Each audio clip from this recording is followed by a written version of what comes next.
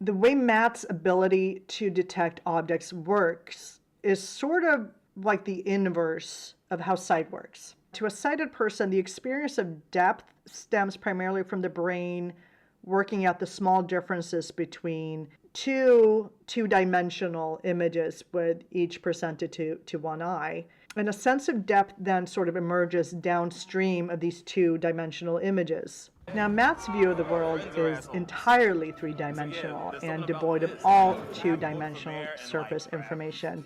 But whereas we can construct a three-dimensional space from two-dimensional images presented to both eyes, he cannot recreate that missing two-dimensional information.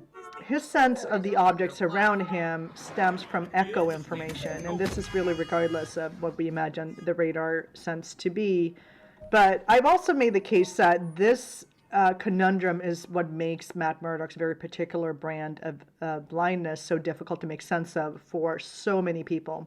One problem with severe but less than total vision loss in the real world is that you have the situation that with the diminishing quality of the images presented to the eyes, what comes with that is the ability to make reliable spatial judgments about the visual world diminishes as well. And because of this, I think there tends to be a tendency to forget how sort of two-dimensionally blind Matt really is, because his spatial abilities have been completely decoupled from the other things we typically use our sense of sight for, and that he can't detect at all. And this is exactly why he can behave as if he's fully sighted in one scenario, but in another scenario be at no greater advantage than any other totally blind person would be, because it all depends on the specific demands of the situation.